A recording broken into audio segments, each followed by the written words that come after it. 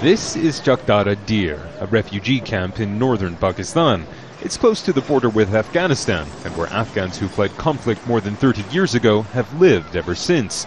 Around 17,000 families call this place home, but Chakdara Dir is unlike any other refugee camp. Instead of temporary shelters and tents, most of the homes here are made out of mud and brick.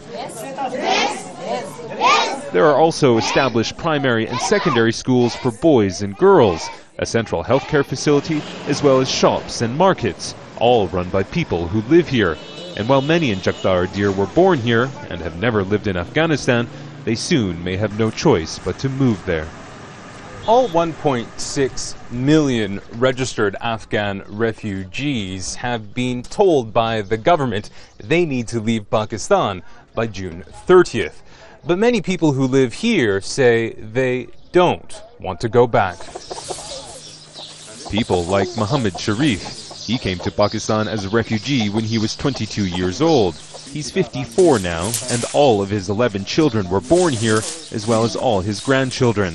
He's also established a successful carpet weaving business that employs and supports his family. For 33 years, the Pakistan government has treated us like brothers.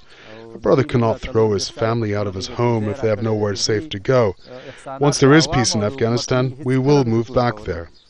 Many Afghans have already left. Since July of 2011, over 1,200 families who once lived in Chakdara Dir have voluntarily gone back to Afghanistan, destroying what was once their homes.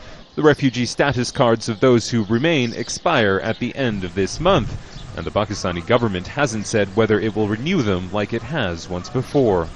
The Afghan refugee issue should be an urgent priority. As I said before, the clock is ticking.